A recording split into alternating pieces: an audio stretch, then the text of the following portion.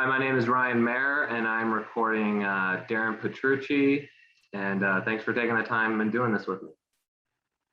Thanks, Ryan. It's fun to be with you. I'm a professor in the design school, in the architecture program, and principal of a firm called Architecture Infrastructure Research, or AIR. For me, there were two pivotal moments in my life that led me to architecture specifically. The first was when I was in college. A student jumped off the top of our building and committed suicide. After sort of the dust settled, I went up to the 7th floor, which were all architecture students. Anyway, what I sort of discovered was that, these students were building models and designing things. When I had finished my master's degree in architecture, I had the opportunity to live and work in Asia. So that was a very formative experience for me. The thing that was great about it for me was once I started, I never felt like I've worked a day in my life. Finished my master's degree, went to Asia, came back, then got a master's in urban design. I try not to think about the city or the building or the room as a different set of conditions. That passion for that then led to doing some urban work, some residential work. Now we're doing some product design so that we're doing things at every scale. I'd say in the practice, what we try to have as one of our top values is just excellence in everything we do.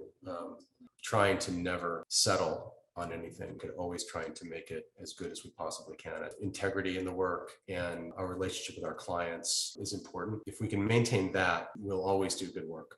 We make money to do architecture. We don't do architecture to make money. Our process begins with a series of documents for our clients, which is kind of deep dive into the program. And then we do a deep dive into the site. And then we look at different case studies and we take those three aspects of it and we sort of synthesize that. We're looking a lot to nature these days. It can be, biomimetic design or how nature can inspire the way that we synthesize all of these things. Once we do that, we begin with a lot of 3D visualization.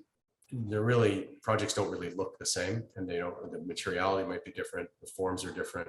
They're very much about that marriage between the client's idealized best version of what they want programmatically and the issues of the site. I think collaboration is a big deal. It certainly is for me. We've got some really good people that work in the office, and we collaborate on the projects and try to make sure everybody's got a chance to have some impact or input on what's happening in the project. The relationship with our consultants and our subcontractors are really important. We have to have collaborators that can take a pushback.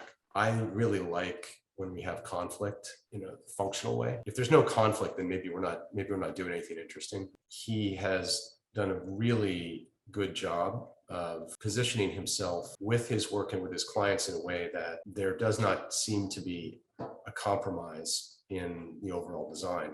But I think that the end result in his work has an effortlessness to it that looks as if it has not gone through a series of iterations or conflicts and things, meaning it feels almost inevitable in some capacity.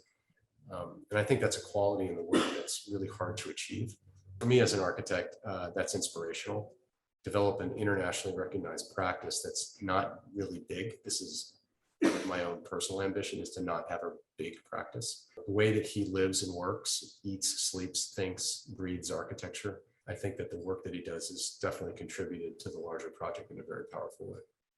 I feel like we get to a certain place in design or in the practice and intuitively know there's another level to go to or another thing to get to. What's that next level? What's that next part of the practice that we might try to achieve excellence in or even pursue? You can't help but keep thinking, like, is there another way to do some of this? I think the most interesting, I wouldn't call it a difficult thing, but the most interesting thing is how do we push the practice of architecture?